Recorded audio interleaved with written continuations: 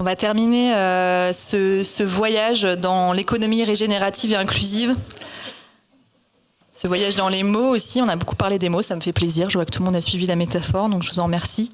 Et avec cette dernière table ronde, où l'idée c'est vraiment d'aller faire un zoom sur 3 projets assez complémentaires, vous allez le voir, dans leur domaine d'activité, et qui développent des mises en pratique très fines et spécifiques finalement, qui peuvent être inspirantes aussi pour compléter les écosystèmes de vos organisations, de vos entreprises, à l'instar de Pocheco. Donc Emmanuel est parti, mais en tout cas, il y a vraiment, et je ne sais pas s'il a eu l'occasion de suffisamment développer cette partie-là, mais en tout cas de comment en fait aussi Pocheco est un écosystème aussi avec d'autres organisations.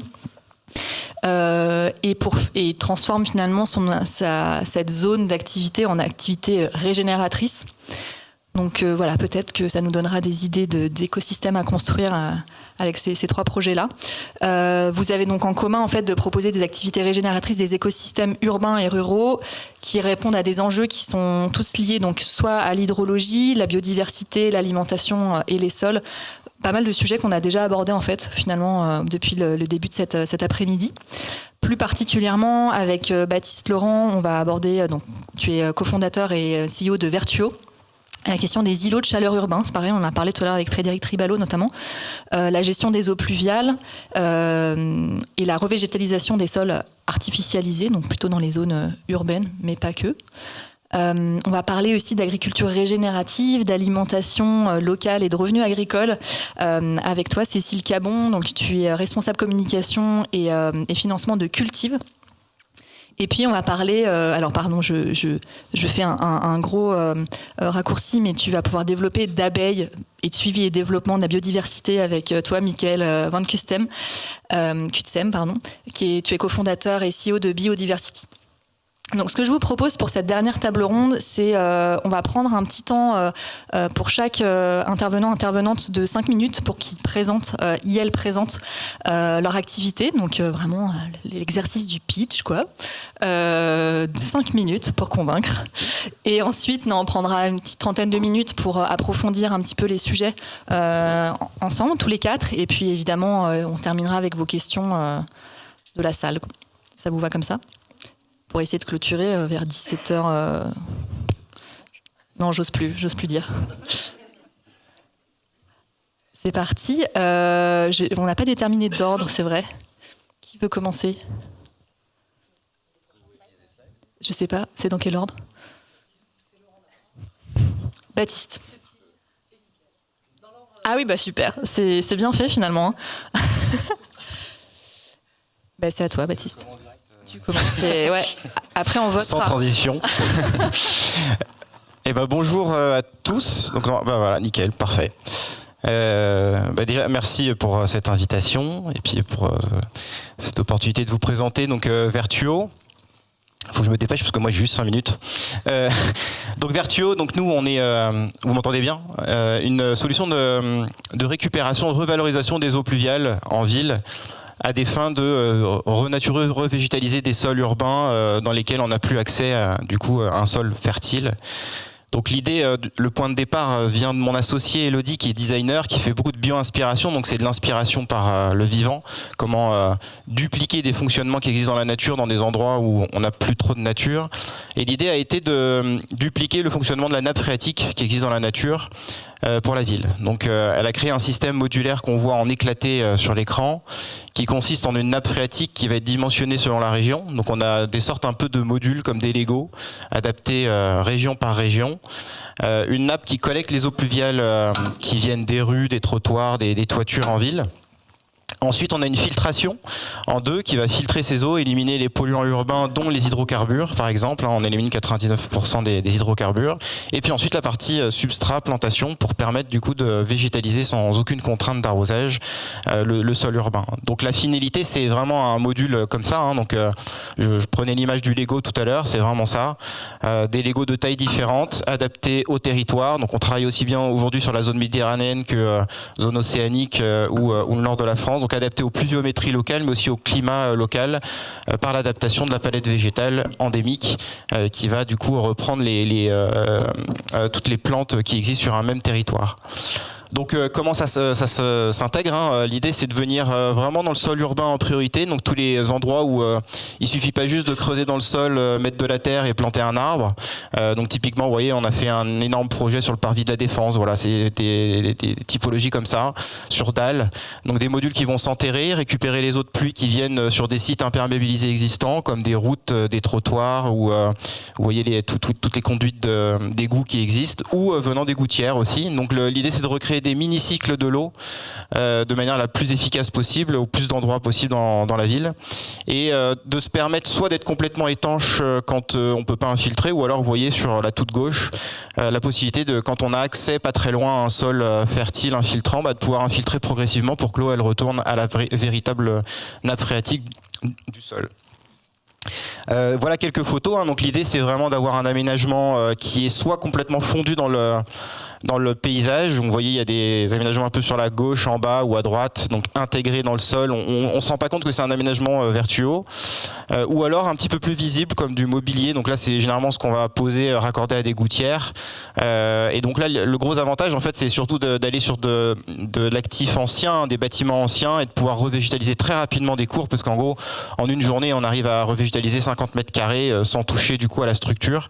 Donc bien sûr, c'est pas une solution à long terme, mais l'idée c'est déjà de commencer à pouvoir revégétaliser rapidement des petites cours d'immeubles en se disant bah tiens oui c'est beaucoup plus agréable, on crée de la fraîcheur, et donc demain qu'est-ce que ça sera quand on pourra faire un projet beaucoup plus ambitieux et donc redévelopper un cercle vertueux par le végétal. Donc les gros avantages, le premier avantage, il est évident, c'est qu'en fait on crée du végétal qui est sans aucun arrosage toute l'année. On tient pendant des canicules de 3 mois, ce qui est au-delà aujourd'hui de ce qu'on peut vivre sur toute la zone au nord de la France. Donc il n'y a pas de complément d'eau, pas de consommation d'eau potable, jamais. Le deuxième avantage, c'est que du coup ça va être ultra économique en termes d'entretien. Donc du coup on réussit à recréer des espaces végétalisés esthétiques, touffus, denses, mais avec beaucoup moins d'emprise de l'homme sur l'entretien. Donc on commence à se dire que finalement oui, le végétal c'est pas forcément un coût. Le troisième avantage, c'est que c'est durable. Du coup, on arrive à avoir une énorme durabilité des plantes dans les modules. Donc, on a très peu de pertes. Alors que je ne sais pas si vous savez, mais il y a des stats affolantes. Aujourd'hui, on voit des promesses de planter des arbres, mais grosso modo, il y a 50% de ces arbres qui meurent au bout de 3 ans. Donc, en fait, ça sert à rien de mettre trop d'argent là-dessus. Donc, c'est important de planter, mais que ce soit durable avant tout. Et le quatrième point, c'est la fraîcheur. En fait, comme on arrive à recréer des dispositifs qui marchent avec l'eau, on fait des mesures systématiques de thermographie, donc c'est la température mesurée au sol. Et en fait, on arrive en moyenne à être 7 degrés plus frais de température mesurée au sol comparé à des zones plantées. Donc on va être bien évidemment au-delà de 20 degrés plus frais qu'une route ou un trottoir, ça c'est l'évidence. Par contre, ce qui est important, c'est quand on se compare à des zones plantées dans le même contexte, et en moyenne, là, on va être à 7 en inférieur. Et puis le dernier élément, c'est que finalement, ce que je reprenais un peu tout à l'heure, ce qui est essentiel aujourd'hui dans la ville, hein, bien sûr, on pourrait, avec des milliards, rebâtir toutes les villes et détruire son sous-sol, mais c'est inconcevable à court terme. Par contre, on peut réussir à revégétaliser, renaturer des espaces sur lesquels il y a déjà des dalles, des structures, sans pour autant avoir beaucoup de bouleversements. Et donc aujourd'hui, on arrive en fait à recréer ce cycle de l'eau sur des dalles de 250 kg au mètre carré. Donc pour vous schématiser, c'est des balcons assez fins de 10 cm d'épaisseur. Donc voilà, c'est vraiment réussir à renaturer quasiment tous les endroits dans la ville. Et je conclue avec ce point-là. Je ne sais pas si je suis à 5 minutes, mais je pense que je ne suis pas très loin. C'est que voilà, vraiment, la singularité aujourd'hui et ce qu'on porte nous comme message, on travaille quasiment exclusivement avec des collectivités, des villes, c'est que aujourd'hui le végétal, c'est pas forcément une dépendance à l'eau. Donc c'est très important de renaturer pour adapter nos territoires au changement climatique, mais que si on arrive à renaturer en créant du végétal indépendant de l'eau, autonome en eau, on arrive à créer des espaces qui sont très qualitatifs, esthétiques et qui apportent tout le confort derrière pour les usagers. Voilà. Et bravo, j'ai pas chronométré moi. Merci beaucoup. Je propose qu'on entende un peu tout le monde et ensuite on fera une petite plongée un peu plus dans chaque projet. Cécile, du coup, c'est à toi.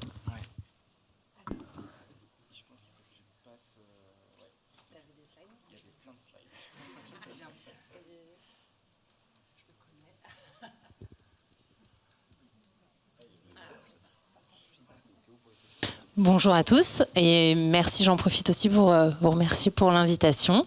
Je suis ravie de vous présenter Cultive. Cultive, c'est un projet naissant qui a été fondé en 2022 par Vanessa Correa et Baptiste Saulnier, qui sont tous deux des agriculteurs et des entrepreneurs plus qu'engagés, un couple d'entrepreneurs engagés, dont le point de départ en fait en fondant Cultive, c'était de se dire comment est-ce qu'on arrive aujourd'hui à démontrer qu'il est possible de réellement vivre de son métier en tant que maraîcher aujourd'hui en France en étant épanoui et dans le respect du vivant. Alors le cahier des charges peut paraître impossible, mais en fait nous on pense que c'est possible et c'est même notre raison d'être aujourd'hui chez Cultive. Le problème c'est que les chiffres sont pas fondamentalement avec nous parce qu'on sait aujourd'hui, on estime, alors c'est un des sujets sur le maraîchage, on n'a pas beaucoup de chiffres, mais on estime aujourd'hui que, c'était Julien Denormandie quand il était ministre qui avait évoqué ce chiffre-là, que 70% des maraîchers qui s'installent aujourd'hui en France mettent la clé sous la porte à 4-5 ans d'activité. Donc c'est pas une très bonne nouvelle. L'autre mauvaise nouvelle que vous connaissez au moins aussi bien que moi, c'est que la moitié de nos agriculteurs seront partis à la retraite dans les 10 ans qui viennent, même si ce chiffre reste stable au fil des années qui passent, mais on continue de dire que la moitié des agriculteurs vont partir à la retraite. Et donc ces deux choses cumulées, en gros on a moins d'agriculteurs, on a des agriculteurs et des maraîchers qui s'installent mais qui n'arrivent pas à pérenniser leurs installations. Du coup, ça crée des tensions, tant sur le foncier, les banques, les investisseurs. Ça crée des situations aussi familiales qui sont complexes, avec des investissements, des crédits. Bref, beaucoup de dommages collatéraux. Et du coup, la question qu'on s'est posée, c'est comment est-ce qu'on arrête en fait cette boucle infernale et comment est-ce qu'on réussit à transformer ces 70% de taux d'échec en 70% de taux de succès. Et la bonne nouvelle, c'est que on a des éléments, en tout cas, pour aller vers ça. Et c'est quelque chose sur lequel on reviendra parce qu'on en avait parlé, mais en tout cas, chez Cultive, on n'a pas du tout d'ambition d'avoir, il n'y a pas d'idéologie. Notre travail aussi, c'est de faire en sorte de rendre accessible ce succès et on va regarder comment par la méthode, le travail, mais vraiment, on n'est pas dans un fantasme d'une agriculture qui va se mettre à fonctionner tout à coup. Donc aujourd'hui, notre proposition, elle repose sur 3 piliers, une méthode, un parcours métier et un réseau. Encore une fois, on en a beaucoup parlé cet après-midi, mais avec beaucoup d'humilité aussi, on arrive avec ces éléments-là, parce que quand on travaille avec le vivant, beaucoup d'humilité. Donc la méthode qu'on propose aujourd'hui, quelque part, on n'a rien inventé parce qu'elle est tout simplement, j'ai envie de dire, inspirée des fondamentaux de l'agroécologie et du bio-intensif. Et le bio-intensif, qu'est-ce que c'est? Même si ce mot est un peu un gros mot, parce qu'il y a intensif dedans. Ça n'est rien d'autre que ce que pratiquaient les maraîchers parisiens de la deuxième partie du 19e siècle sur la ceinture maraîchère de Paris et qui permettait de nourrir la capitale. Et c'est une méthode qui a été remise au goût du jour par Jean-Martin Fortier au Québec depuis plus de 20 ans, ou encore par Elliott Coleman aux États-Unis, qui ont vraiment œuvré pour remettre au goût du jour ces méthodes et les formaliser, on va dire. Et pourquoi est-ce que ces méthodes, elles nous intéressent? C'est parce qu'elles proposent une triple performance. La première, elle est économique, la seconde, elle est écologique, et la troisième, elle est sociale. Et pour nous, c'est pas un des trois. Il faut que les trois fonctionnent pour que la méthode et la proposition fonctionnent. Économiquement profitable, c'est-à-dire que pour vous donner une idée, sur 1 hectare de maraîchage, on arrive à sortir entre 60 à 70 tonnes de légumes avec une ferme, on va dire, mature. Donc, c'est pas la première année qu'on va sortir ça. Mais donc, du coup, ça permet derrière de déployer des chiffres d'affaires qui peuvent avoisiner les 250 000 € sur l'hectare. Donc, on commence à parler de chiffres qui sont assez conséquents. Écologiquement bénéfique, c'est qu'on raisonne en système. Donc, en fait, on va prendre en considération, bien sûr, les cycles de l'eau. On va prendre en considération le stockage de carbone, la fertilité des sols, on va chercher à monitorer justement tout ça, on en parlait un peu plus tôt, et socialement juste, parce qu'en fait, l'humain a été beaucoup oublié dans les j'ai envie de dire modèle, mais j'aime pas trop le mot modèle agricole. Et aujourd'hui, l'idée, c'est de se dire comment est-ce qu'on remet l'humain au cœur. Pourquoi aussi on veut remettre, il faut que ce soit socialement juste, parce qu'en fait, si on veut renouveler nos générations agricoles, il va falloir qu'on embarque des gens qui sont pas nécessairement issus du milieu agricole. Alors ça tombe bien parce qu'ils sont beaucoup à toquer à la porte des formations agricoles. Mais voilà, il faut qu'on soit désirable sans être idéologique dans notre façon de fonctionner. Donc socialement juste, typiquement, on va proposer une méthode méthode de travail où en fait on va être aux 35 heures lissées sur l'année. Donc du coup, on repense complètement la façon de travailler et ça la rend plus viable avec un équilibre personnel et pro qui est plus pérenne. Ensuite, le parcours métier. Le parcours métier, il est en 4 étapes. Donc il y a de la formation, il y a de la prise d'expérience, il y a de l'installation et la production. Pourquoi est-ce que je vous mets un schéma qui est un peu violent et pas des jolies images, parce qu'en fait c'est 4 étapes qui sont hyper importantes pour nous, dans le sens où le socle c'est la formation. Pour devenir agriculteur, pour devenir maraîcher, il faut être formé, il faut faire ses classes, et ça tout le monde partage, c'est largement partagé. Néanmoins, le constat de Baptiste et Vanessa, c'était de dire beaucoup en sortir de la formation vont directement aller s'installer, et aujourd'hui c'est beaucoup aussi ces gens-là qui reviennent en disant je me suis installé trop vite, j'ai pas pris assez le temps de me former, et du coup comment est-ce qu'on les accompagne avec beaucoup de pratiques, de la prise d'expérience, parce que c'est un métier pour vérifier qu'on a vraiment envie de faire ce métier, qu'on a vraiment envie de s'engager physiquement, financièrement, familialement aussi possiblement, donc de se tester sur du plus long terme. Et ensuite, une de nos convictions, c'est de se dire il faut accompagner à l'installation, il faut accompagner à la production, et comment est-ce qu'on accompagne, on les lâche pas par la main en fait, on leur lâche pas la main, pardon, et comment est-ce qu'on les accompagne sur les 5 premières années de production, parce que s'ils passent le cap des 5 premières années, et ben derrière en fait les 5 prochaines, elles seront beaucoup plus sereines. Donc voilà, l'idée c'est vraiment de poursuivre et de les accompagner sur tout ce parcours métier. Et enfin, et on en a aussi beaucoup parlé aujourd'hui, le réseau, parce qu'on pense qu'on n'y arrivera pas tout seul avec nos petits bras, et qu'on a besoin de fédérer et des acteurs engagés, et c'est aussi pour ça qu'on est là aussi aujourd'hui. Et qu'on est content d'être là. Donc du coup, nous, on essaye de fédérer ce réseau avec des fermes qu'on accompagne déjà, ou des fermes partenaires, des alumni que nous aurons bientôt, je dirais, et des experts qui sont avec nous chez les clients, qui interviendront pendant la formation, et un club partenaire, parce que il faut faire les bons choix quand on s'installe, il faut avoir les bons prestataires, les bons partenaires, faire les bons investissements, parce qu'une fois qu'on a acheté une serre Trichapelle qui va coûter plusieurs dizaines de milliers d'euros, on a plutôt intérêt à avoir acheté la bonne. Donc voilà, l'idée c'est vraiment de pouvoir proposer la meilleure qualité de service et aussi d'offres financières sur le marché aux alumni et à toutes les personnes de notre réseau. Et pour finir, Cultive, c'était aussi pour vous montrer tous ceux qui ne sont pas là avec moi aujourd'hui. Donc c'est une équipe engagée qui a grandi ces 2 dernières années.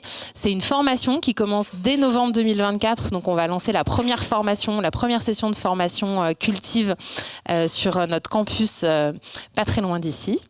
Donc les candidatures sont ouvertes s'il y a des futurs maraîchers dans la salle ou que vous en connaissez. Et ensuite, pour vous donner aussi un objectif pour vous donner des perspectives aussi qu'on se fixe, voilà, à 2033, on a un objectif de 1600 apprenants formés et plus de 600 fermes installées. Donc il y a aussi l'idée de ce réseau-là de se déployer rapidement, parce qu'en fait, il y a un enjeu de renouvellement et d'installation rapide pour parler voilà, pour conclure. J'ai trop parlé. Non, c'était parfait. Merci beaucoup.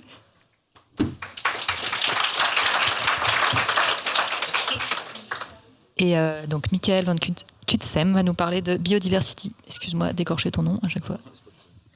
C'est toujours le cas. Bonjour à tous, merci pour l'invitation aussi. Donc je m'appelle Michael, je suis fondateur de Biodiversity. Je vais vous parler de biodiversité parce qu'on aide les entreprises et pouvoirs publics à devenir des références tant au niveau stratégique qu'opérationnel. Et alors la biodiversité, c'est quoi? D'abord, c'est la régulation. Donc régulation climatique pour éviter la sécheresse, par exemple. C'est le support au sol pour avoir des sols fertiles. C'est l'approvisionnement, par exemple du houblon. Et tout ça donne la bière. Et donc je suis belge, l'entreprise est belge. Et ça, ce sont les services écosystémiques. Ces services, en fait, sont la base de tout ce qu'on fait.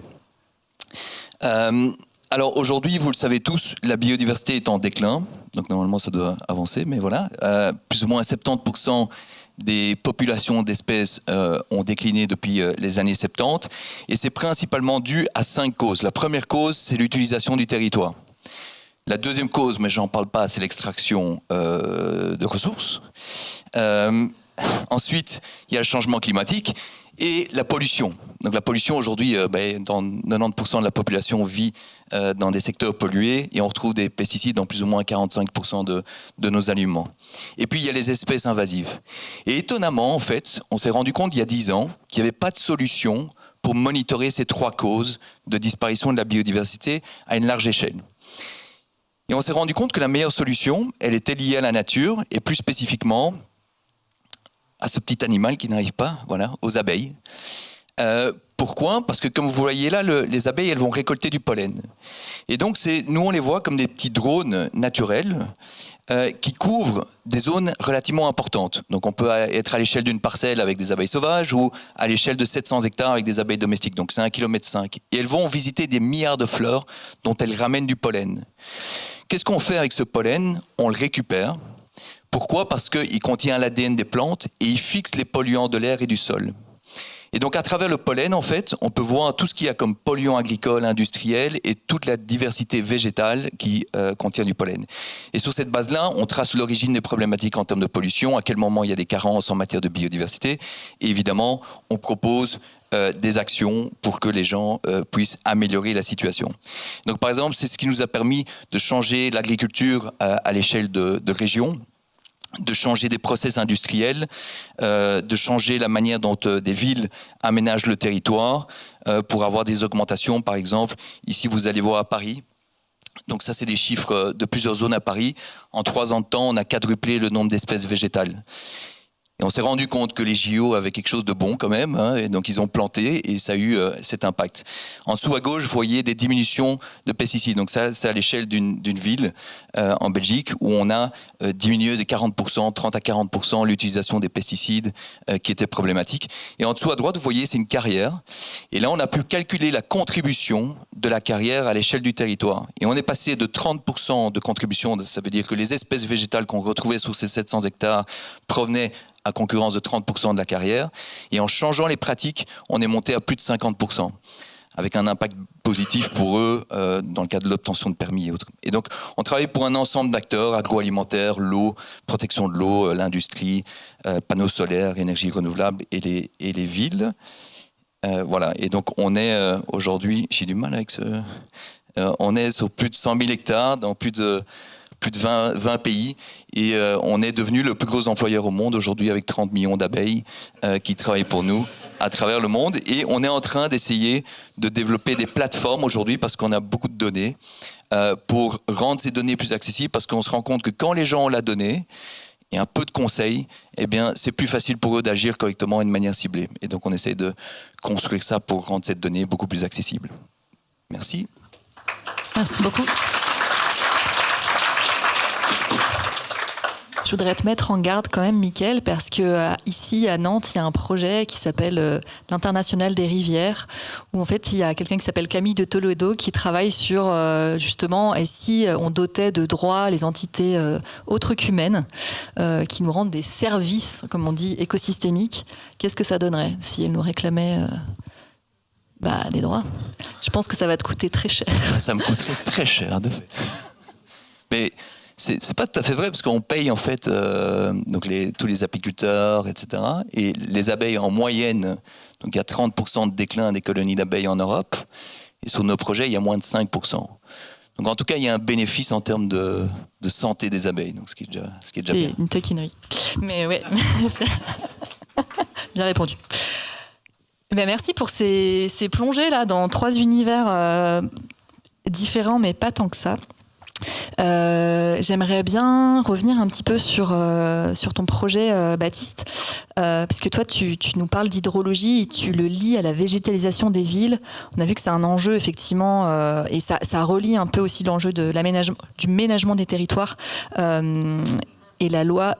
Alors il faut le dire très lentement pour être serein, 0 artificialisation nette. Et du coup, je trouve que ce que tu proposes finalement, c'est un peu une réponse à ça, qui peut, en tout cas, qui est une étape. Dans ta présentation, à un moment, tu as dit l'idée, ce serait aussi d'aller encore plus loin. Et qu'est-ce que ce serait aller encore plus loin, finalement, pour toi, dans cette boucle vertueuse de récupération des eaux de pluie, de la filtration, ensuite de la remettre pour végétaliser au service de la végétalisation des espaces. Comment tu vois les choses? Comment on pourrait justement encore développer cette idée-là? En fait, c'est vrai que nous, l'idée, c'est de commencer à recréer un cycle un cycle qui est simple sur la base de l'eau de pluie. Mais après, je pense que dans la ville, enfin, on voit les eaux, il y en a partout. Et en fait, aujourd'hui, il y a différents. D'ailleurs, enfin, on traite ces eaux selon d'ailleurs une couleur en fonction de leur niveau de pollution. Il y a les eaux grises, il y a les eaux noires. Et aujourd'hui, il y a pas mal de réglementations autour de ces eaux-là. Et donc, enfin, je pense que nous, en tout cas, la vision que l'on a, c'est d'essayer de plus en plus de se rapprocher d'une vision d'un bâtiment cycle, d'une rue cycle, d'une ville cycle. C'est-à-dire que nous, on a commencé par la brique la plus simple à mettre en œuvre, en se disant que la pluie, elle était vue comme un déchet avant.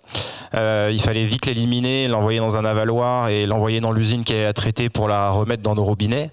C'est quand même le schéma. Donc nous, on s'est dit, bah non, en fait, l'eau de pluie, si elle se mélange pas avec d'autres eaux, déjà on peut en tirer de la valeur. Et je pense que ça, petit à petit, il faut qu'on essaye de le dupliquer sur tout un tas d'autres choses, parce que quand vous regardez partout où vous vivez, à l'échelle de votre rue, on peut recréer un écosystème complètement circulaire et autonome. En réutilisant les eaux grises venant des maisons, on peut renettoyer par exemple les rues, et ensuite que ces eaux-là, elles puissent être filtrées et alimenter les végétaux, les arbres de la rue, et in fine s'infiltrer dans le sol. Enfin voilà, il y a plein de cycles comme ça qu'on peut recréer. Donc ça, je pense qu'il faut qu'on se rapproche de ça. Okay. Dans nos discussions, on avait parlé aussi de la technologie en fait que vous utilisiez pour justement récupérer ces bacs en fait qui sont aujourd'hui des bacs que vous avez choisi de faire dans un matériau qu'on connaît et qui existe aujourd'hui, qui est le béton, et qui peut être dupliqué rapidement. Et en fait, dans nos discussions, on s'était dit en fait, ce serait quoi en fait la suite de ça, et pourquoi vous êtes parti de ce constat-là. Voilà, je te laisse nous raconter un petit peu ce que tu m'as dit la dernière fois. Oui, parce que alors il faut savoir que, enfin voilà, nous on est tous portés par notre mission d'entreprise, donc chez Vertuo. Nous on est une petite dizaine dans l'équipe, et en fait notre vision c'est d'apporter des solutions qui soient donc économiquement viables, scalables, et qui permettent du coup d'apporter une nouvelle vision environnementale dans la ville. Donc évidemment au début quand on veut innover, et surtout dans la ville, on arrive, il existe tout un tas de normes, vous le savez, comme n'importe quel marché. Donc du coup, on peut pas créer un produit qui va s'installer dans la rue et avec un nouveau matériau, un nouveau procédé, des nouveaux usages, ça marcherait pas. Donc du coup, l'idée, c'est que nous, on a voulu s'insérer dans la réglementation donc de la voirie en France. Donc forcément, au début, faut utiliser des matériaux qui existent, qui sont normés. Donc on a commencé par faire nos modules en béton.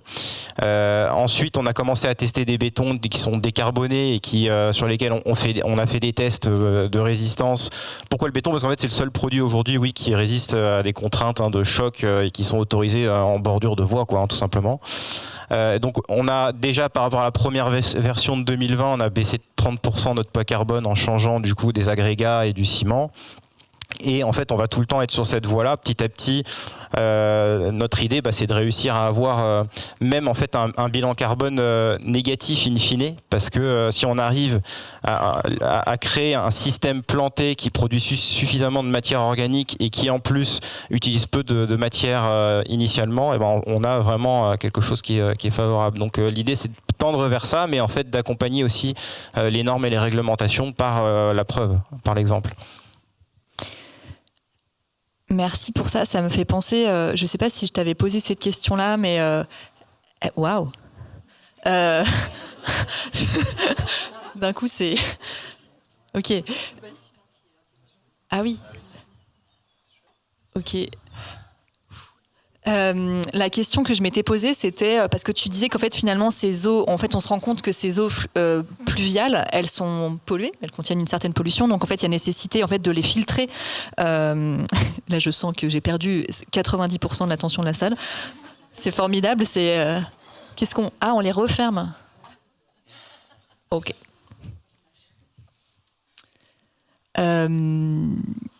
J'ai pas le talent d'Emmanuel du coup pour c'est la fatigue qui arrive. Non, la question que je me posais, c'était finalement la végétalisation. Est-ce que ça pourrait être une végétalisation comestible ? Et là, je sais pas, je pense un peu à ma voisine de droite. Est-ce que c'est des questions que vous vous êtes posées, ou est-ce qu'aujourd'hui l'eau qu'on récupère, elle est trop polluée pour pouvoir justement la remettre dans des plantations de ce type ? Non, en fait, oui, ça va être projet par projet et en fait, on peut le faire déjà. On l'a fait pendant des écoles où on installe ces systèmes-là et puis il y a un système productif. Alors, la seule différence, c'est que du coup, il faut tester la qualité de l'eau en amont parce que ça dépend des surfaces de ruissellement. C'est pour ça qu'on dit souvent l'image qu'en gros, il faut essayer de collecter l'eau de pluie le plus rapidement quand elle tombe parce que le moins elle ruisselle sur des surfaces, le moins elle a de la chance de se polluer d'autres éléments. Donc en fait, aujourd'hui, il y a tout un tas de choses. Enfin, par exemple, donc nous, on est basé à Paris. À Paris, il y a tout un tas de toitures en plomb par exemple, donc dès qu'on a ce type d'eau qu'on récupère, faut surtout pas produire derrière, mais il y a tout un tas de matériaux et même on parlait tout à l'heure des huiles, des hydrocarbures, des choses comme ça, donc en fait on va faire du test et oui, aujourd'hui on peut faire du productif, heureusement, et d'ailleurs je crois que dans le maraîchage on le fait de manière déjà très poussée en fait, la récupération d'eau de pluie et l'irrigation par eau de pluie. Oui, non, j'avais envie de faire du lien entre sur cette dernière table ronde et je proposais à chacun et chacune de poser une question à l'une des 3 équipes représentées. Donc, est-ce que tu aurais je sais pas, j'ai l'impression que tu avais envie de répondre là-dessus. Mais non, j'allais répondre sur le point de l'eau et en disant que oui, on récupérait l'eau et que je crois qu'en maraîchage, quand tu fais du maraîchage en proximité de ville, t'as aussi, tu dois tester les premiers légumes que tu sors pour vérifier qu'ils sont pas porteurs d'autres choses que de super protéines. Vitamines. Est-ce que tu aurais une autre question à poser, soit à Mickaël ou Cécile?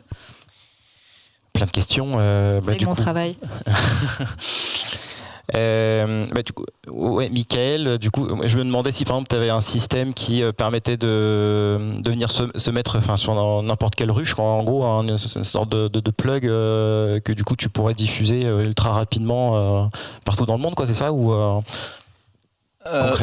Oui, alors aujourd'hui, avec le système d'abeilles domestiques, on travaille avec un système de collecte du pollen et on doit l'analyser en laboratoire, mais on est en train d'essayer de développer, ça fait 3 ans qu'on est dessus, un système d'imagerie où on va pouvoir identifier les problématiques en termes de biodiversité à travers de l'imagerie. Et ça, on le fait déjà avec l'abeille sauvage. En regardant justement le taux d'occupation des dispositifs liés aux abeilles sauvages, on va pouvoir, dans 1 an et demi, donner des indications sur les problématiques en termes d'écosystème. Donc le but est d'aller vers des solutions, comme tu dis, qui ne nécessitent pas d'être sur site et autres, et qui sont complètement automatisées. Mais bon, voilà, ça demande un peu de recherche, quoi. Justement, Mickaël, j'avais envie d'aller un peu plus loin sur ce que tu nous as présenté là, parce qu'il y avait, c'est assez complexe finalement ce que vous avez mis en place et ça fait quelques années que vous développez ce projet. En fait, ce que je comprends, c'est que votre modèle, il permet de récolter un très très grand nombre de données en fait, et en plus des données inédites. Il y a des choses qu'on n'avait pas récoltées jusqu'à présent, donc des données scientifiques pour le compte de vos clients, mais en fait, ce faisant, en fait, vous constituez des bases de données en fait très riches pour mieux comprendre l'évolution de la biodiversité sur les territoires et l'impact finalement aussi des activités humaines qui sont corrélées. Et comment, je sais que vous avez des projets là-dessus, mais comment vous envisagez de partager ces données aujourd'hui de manière plus large que dans le cadre de vos contrats, et quel besoin, parce qu'on se rend compte que c'est d'utilité publique quelque part, vous remplissez un rôle en fait sur la recherche scientifique qui est vraiment primordial, et quel besoin en fait de collaboration pour y avoir aussi à l'échelle d'un territoire pour aller encore plus loin finalement dans la récolte de ces données, mais aussi analyser l'impact de la biodiversité sur les territoires par les pratiques. Est-ce que alors sur la première question, donc au niveau du partage, je suis filmé, donc je vais dire on a 2 types de clients, des types de clients un peu plus visionnaires que d'autres, qui sont prêts à partager toutes les données. Donc on a même des entreprises dans l'industrie qui ont des polluants assez importants, ils vont partager les données, peu importe, même si c'est négatif, parce qu'à côté, il y a aussi des pesticides, d'autres choses, et ils vont dire, travaillons tous ensemble, et d'ailleurs, on va le financer pour qu'au niveau du territoire, on va faire changer les choses. Et donc ça, il y a pas mal d'entreprises qui sont dans cette dynamique d'ancrage territorial. Et puis, il y a celles qui sont un peu moins innovantes ou visionnaires, qui disent non, c'est confidentiel. Alors là, on agrège la donnée. On a été voir l'Europe, par exemple, pour les pesticides, parce qu'on a des données dont personne n'est au courant. Bon, l'Europe n'a pas voulu avoir les données, ou en tout cas n'a pas voulu les regarder vraiment. Donc on s'est dit, faisons une plateforme d'intelligence artificielle, on met nos données dedans, et avec ça, on va pouvoir prédire des risques en matière de pesticides ou de biodiversité. Ça fonctionne déjà sur les pesticides, et ça fonctionnera d'ici peu sur la biodiversité. Et donc c'est à travers de l'intelligence artificielle qu'on veut rendre cette donnée accessible à un plus grand nombre de parties prenantes. Et au niveau du besoin, comment faire en sorte que tout le monde puisse avoir accès à cette donnée? En fait, au niveau opérationnel, c'est assez simple. Si on s'appuie sur les apiculteurs, par exemple, avec cette solution-là, il y a des apiculteurs partout dans le monde. Et donc, c'est très simple de les engager. Le problème, c'est de payer. Et donc, ça coûte pas nécessairement super cher, mais évidemment, l'apiculteur, il nous dit, moi, je sais pas le payer. Ça bénéficie à l'agriculteur, ça bénéficie à la qualité de l'air aux citoyens, ça bénéficie à la municipalité. Quand on va voir la municipalité, il nous dit, ah, c'est innovant, c'est pas des choses qu'on fait souvent, c'est des appels d'offres complexes, donc ça, on fait pas. Donc, en fait, il faudrait des poches éco dans tous les villages. Qui payent et donc on essaye à travers les entreprises de faire financer ce genre de projet. Ça fonctionne à l'échelle de territoire, mais idéalement, et c'est là-dessus qu'on travaille, c'est pas simple, c'est de trouver des modèles de financement hybride où on dit voilà aux apiculteurs, vous nous envoyez du pollen, on a de la donnée partout en Europe, on partage cette donnée à l'Europe, au gouvernement et autres, et là on change vraiment la donne à l'échelle d'un pays et pas juste de zones spécifiques. Mais pour ça, il faut des modes de financement hybrides. Et s'il y a des gens qui ont des idées, on est ravis de l'entendre. A priori, oui. Et dernière question là-dessus, justement, est-ce que tu as observé, parce que vous êtes implanté dans plusieurs pays, des différences suivant les zones sur lesquelles vous êtes implanté? Oui, alors je vais être chauvin, même si je ne suis pas français. Belgique. Mais non, la France est clairement plus avancée, donc ça, c'est un scoop. L'Angleterre aussi, donc France et Angleterre sont vachement avancés. Par rapport à d'autres pays sur le sujet. Si on compare par exemple aux États-Unis, il y a 2 ans, ils nous disaient nous, les pesticides, il n'y a pas de réglementation. En Europe, vous en avez. Nous, ça nous est égal.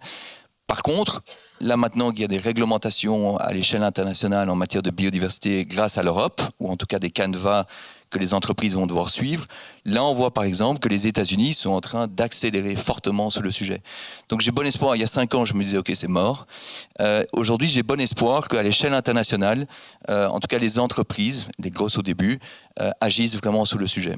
Mais clairement la France a été précurseur sur la thématique. Intéressant. Et est-ce que tu aurais une question à poser à Baptiste ou à Cécile? Je vais la poser à Cécile. Alors, nous, la difficulté, c'est de faire changer les comportements, je trouve. Donc, durant le Covid, moi, ce qui m'a marqué, c'est que quand la courbe de mortalité augmentait, on s'embrassait plus, et dès qu'elle descend, tout le monde s'embrasse. Et parfois, j'ai pas envie d'attendre la mortalité pour changer la partie biodiversité ou agriculture. Et je me dis, tiens, est-ce que vous avez trouvé des solutions pour arriver à faire changer ces comportements, pour convaincre les agriculteurs, les municipalités ou d'autres? Voilà, comment vous faites? Vaste question. Je te ferai peut-être une réponse un peu à la Emmanuel.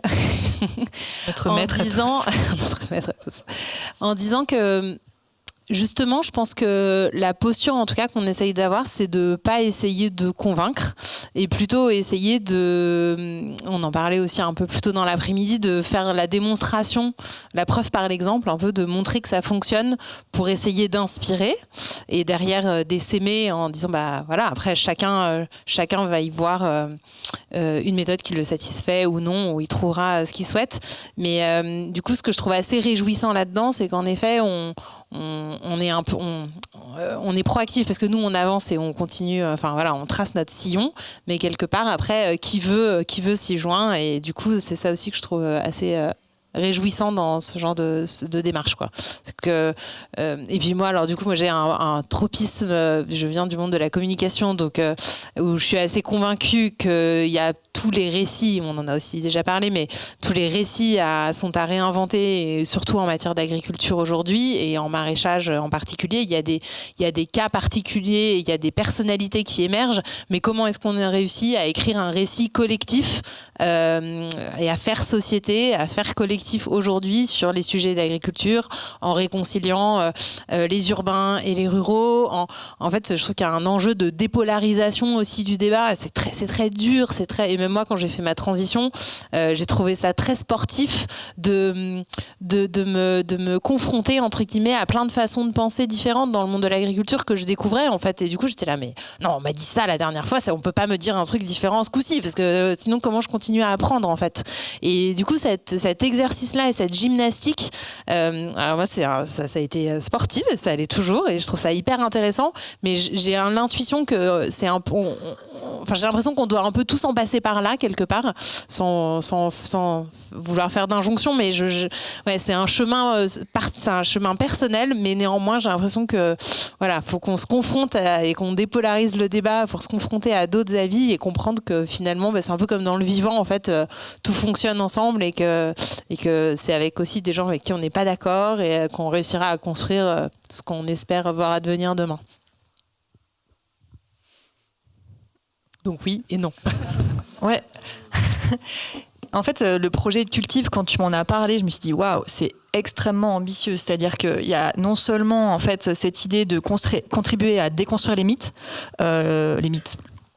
liés à l'agriculture, à l'alimentation, d'aller se confronter justement à cette diversité de visions aussi sur le vivant, sur les pratiques agricoles et tout ça, parce que après l'idée c'est qu'il faut faire des choix aussi sur différentes écoles qu'on va suivre. Mais donc il y a cette idée-là. Dans un système qui est quand même bien ancré, un système agricole actuel qui est quand même bien ancré, mais vous souhaitez à la fois donc former des maraîchers et des maraîchères, mais aussi accompagner les fermes dans leur structuration, donc dans une forme de viabilité économique ou économique. Et ça nécessite, et les mettre en réseau aussi pour leur faire bénéficier d'une sorte de recherche et développement, on va dire, dans le domaine, pour que justement cette viabilité, cette viabilité soit pérenne, c'est redondant. Mais en tout cas, l'idée c'est de se dire comment vous arrivez en fait à embrasser, vous allez arriver à embrasser, parce que c'est un projet naissant, cette vue complètement globale. Et moi je trouve qu'elle est maligne, parce qu'en fait c'est écosystémique. Forcément, si on veut retravailler la manière de cultiver nos sols, en fait il faut retravailler la manière dont on forme les gens qui le font, dans les structures dans lesquelles ça se passe, et comment en fait ça aussi ça interagit avec les territoires, et c'est la question sur laquelle j'avais envie d'atterrir. C'est en fait finalement de quoi vous avez besoin vous aujourd'hui pour vous implanter, pour réussir en fait, et j'imagine que c'est pas en étant tout seul Cultive, mais tu parlais de ce réseau, mais j'aimerais bien que tu reviennes un petit peu là-dessus plus précisément. Complètement. C'est vrai que quand je suis arrivée sur le projet il y a bientôt 1 an, en fait, c'est vrai que Baptiste et Vanessa, ils mettaient vraiment le réseau au cœur. Du coup, c'est quelque chose que j'entendais parce que ça me paraissait important. Mais je pense qu'aujourd'hui, alors qu'on est en phase d'acquisition d'une ferme, qu'on a traversé beaucoup d'institutions, on est passé par beaucoup de rencontres de responsables sur les territoires, de politiques, etc., je comprends encore mieux l'appréhension dans le fait d'appréhender très en amont cette notion de réseau, parce que mais dans le fond la réponse, c'est un peu ce que tu disais, c'est que c'est écosystémique. En fait, je pense que nous, Cultive, on n'est rien d'autre finalement que comment fonctionne le vivant, en fait, et ce qui se passe dans le sol, et qu'en fait, tout le monde est à cause de la coopération dont on parlait, et on se dit, en fait, comment est-ce qu'on réussit, nous, à recréer notre maillage sur le territoire avec les acteurs qui font la société aujourd'hui, en fait. Donc, du coup,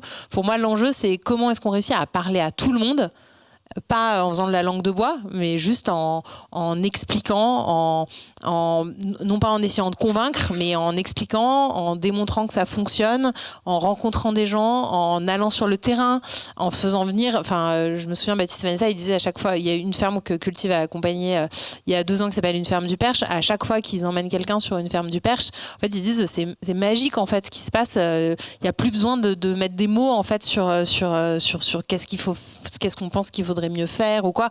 C'est juste, c'est même pas la preuve par l'exemple, c'est la preuve par la beauté, par le fait que c'est beau, c'est productif, ça remplit le ventre, parce qu'après ça se termine souvent en déjeuner à base des légumes de la ferme, etc. Donc il y a cette transmission, je pense, et vraiment ce côté réseau, un peu comme le mycélium, quoi, qui va se répandre, mais du coup pour collaborer et essayer de travailler ensemble, et je pense qu'un des secret, et on l'a aussi vu notamment en allant sur le salon de l'agriculture cette année, c'est comment est-ce que vraiment on réussit à parler à tous, parce que ça va prendre du temps, parce qu'en fait dans toutes les institutions, même celles qu'on pense être les plus fermées, en fait il y a des gens qui nous tendent la main et qui sont curieux, qui sont ouverts, et voilà, moi j'ai vraiment ce sujet de dépolariser et de se dire comment est-ce qu'on réussit à travailler tous ensemble. Et là, je parle beaucoup de politique, d'institutions, mais c'est aussi avec les citoyens. On en parlait tout à l'heure, la sécurité sociale de l'alimentation. J'ai envie de dire, c'est un récit formidable, mais c'est aussi une solution parce qu'en fait, ça existe aujourd'hui et c'est en test dans plusieurs villes en France. Et ben voilà, c'est aussi quelque chose sur lequel on a envie d'aller parce que c'est inspirant et parce que ça fait partie des solutions qui créeront demain. Mais voilà, je pense qu'il y a autant de maillages que de territoires sur lesquels on arrivera. Mais l'idée, c'est de pas oublier le consommateur aussi final, parce qu'on sait que sur les productions bio aujourd'hui en France, il y a un enjeu aussi de reconvaincre les gens que le bio c'est pas plus cher. Le bio, c'est pour le coup là, il y a un petit sujet peut-être de conviction, en tout cas de communication sur ce sujet-là pour refaire la démonstration en fait de pourquoi est-ce que c'est intéressant en tout cas pour tous et pour chacun d'aller vers ce type d'agriculture en tout cas, et qui n'est pas la seule solution mais qui est un des éléments, une des solutions parmi toutes les solutions qui existent aujourd'hui et qui doivent faire leur chemin. Est-ce que tu aurais une question à poser à Baptiste ou Mickaël? Alors, tu m'as un peu pris ma question pour Baptiste. Ah, zut. Mais non, mais ce que je trouvais très intéressant, plutôt peut-être une remarque pour Mickaël, c'est que quand on en discutait un petit peu plus tôt, mais le fait de partager ou non les données, je trouve que c'est les réactions des entreprises avec lesquelles vous travaillez, je trouve ça intéressant et aussi assez inspirant de se dire ok, on sait qu'on n'a pas les bons résultats, qu'on n'est pas parfait, mais on y va parce qu'en fait on croit dans quelque chose de plus haut que ça, et en fait on embarque tout le monde. Donc je trouve que même le lien que vous faites entre les agriculteurs et les entreprises, il est essentiel, et dans ce truc de comment est-ce qu'on fait sauter les verrous et qu'on fait en sorte que les gens réussissent à se reparler sans se crier dessus, je trouve ça intéressant. En plus, avec des chiffres, ça peut permettre d'avancer plus vite. Oui, en fait, au-delà de partager les chiffres et autres, ils partagent beaucoup plus que ça. En fait, ils commencent à créer un projet de communauté. Et donc, en fait, il y a un gagnant-gagnant à tout niveau. Donc, c'est au-delà de la donnée, ils partagent beaucoup plus que ça. Ouais. Merci à vous trois. Je propose qu'on prenne le temps là pour les questions de la salle aussi.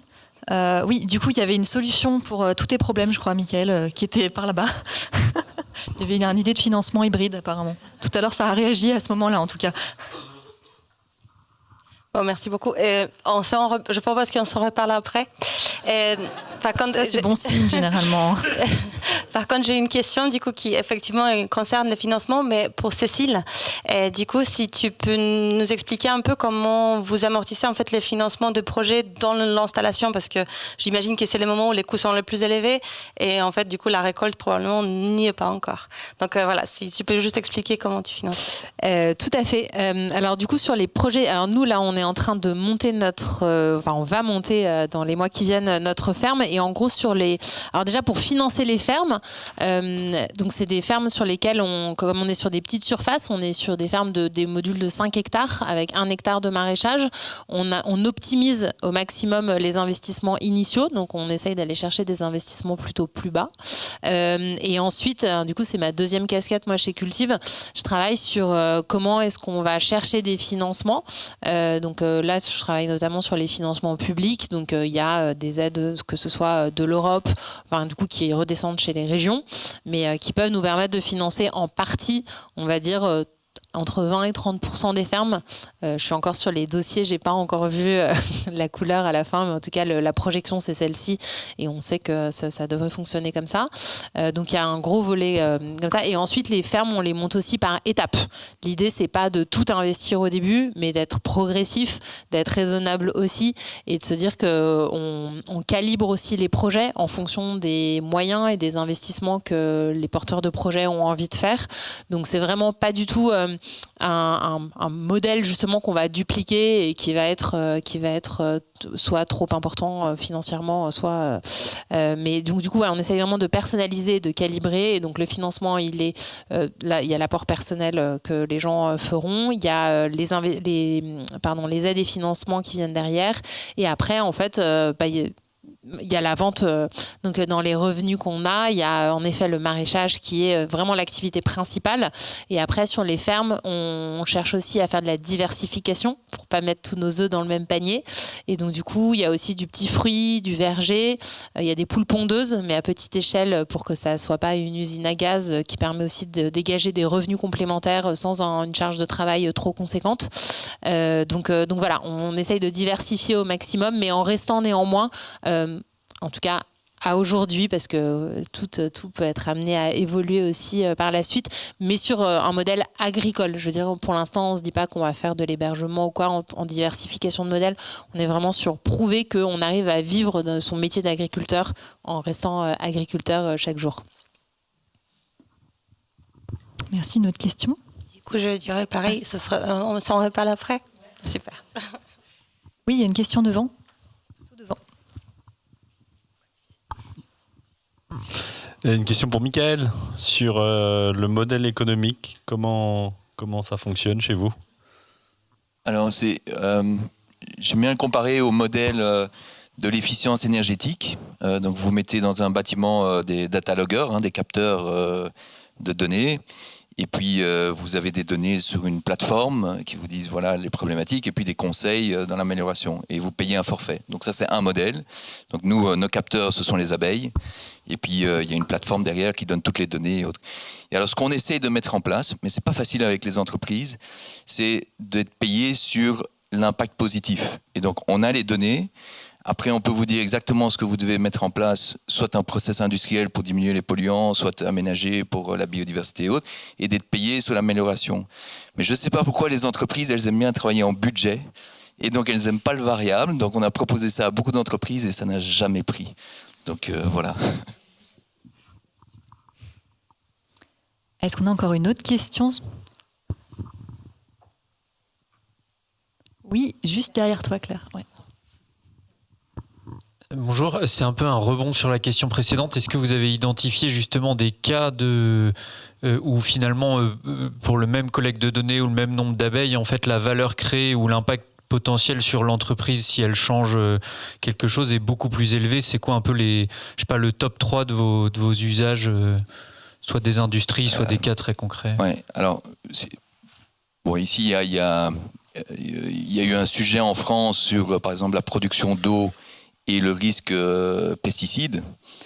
Et donc les producteurs d'eau, par exemple, avant, ils testaient l'eau pour voir s'il y avait des pesticides. Mais ça peut prendre des années, des mois ou des années, pour que les pesticides atteignent la nappe phréatique. Donc le risque, il est élevé sur les 10, 15, 20 ou 50 prochaines années. Et nous, on moniteur en amont et on leur dit, attention, vous avez un risque dans tel type de durée d'avoir ces pesticides. Donc ça, c'est un cas où pour eux, évidemment, il y a un risque de devoir complètement arrêter une activité.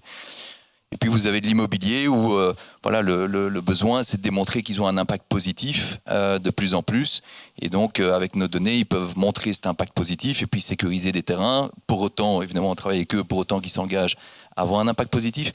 Mais donc voilà, il y a plein de cas différents en fait. Est-ce qu'on a une dernière question éventuellement? Oui.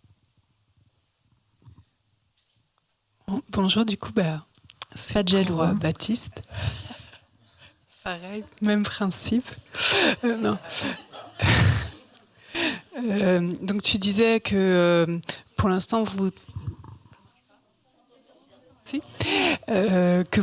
travaillez d'abord sur des bacs pour des plantes, mais que vous pouviez travailler plus largement.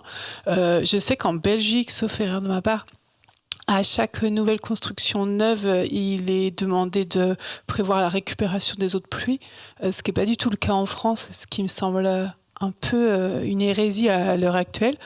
Et même si on veut le faire, on ne peut pas le faire, on ne peut pas récupérer l'eau de pluie dans tous les bâtiments. Est-ce que vous envisagez aussi de travailler sur les récupérations d'eau de pluie en général, ou c'est plus sur le mobilier urbain et la végétalisation des...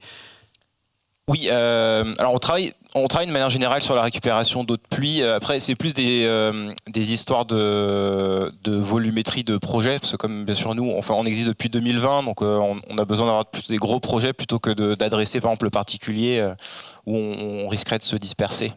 Donc du coup, on travaille par exemple pour des promoteurs immobiliers sur des bâtiments où on essaye du coup de faire cette récupération à l'échelle de l'immeuble, ou alors avec des villes où on va travailler à l'échelle du quartier et de la rue. Voilà, pour y répondre. Et après, par rapport à votre question, c'est vrai qu'en France, on a beaucoup siloté, c'est un peu notre défaut, tous les flux, et y compris l'eau. Et du coup, c'est pour ça que l'eau pluviale va être complètement différente des eaux grises qui vont sortir de la maison. Et aujourd'hui, dans tous les textes, c'est hérité, c'est encore comme ça, quoi. Donc c'est pour ça qu'on n'a pas, il n'y a pas de ces obligations-là encore de faire du recyclage. Mais par contre, il y a une réglementation qui oblige de faire des débits limités, et c'est là où nous on intervient. Parce que quand on construit une nouvelle maison ou un nouvel immeuble, on n'a pas le droit de relâcher autant d'eau qu'on veut sur l'espace public, enfin dans le réseau public. On est obligé de limiter, d'avoir un débit limité, donc ça se calcule au litre par hectare par seconde. Et c'est pour ça du coup que là on peut intervenir sur des constructions neuves par exemple. Merci. Eh ben, je crois qu'on arrive au terme de cette troisième et dernière table ronde. Je voulais vraiment vous remercier tous les trois pour la présentation de vos projets et pour tout l'espoir que ça représente aussi, et les projets de collaboration aussi qui peuvent naître. Merci infiniment.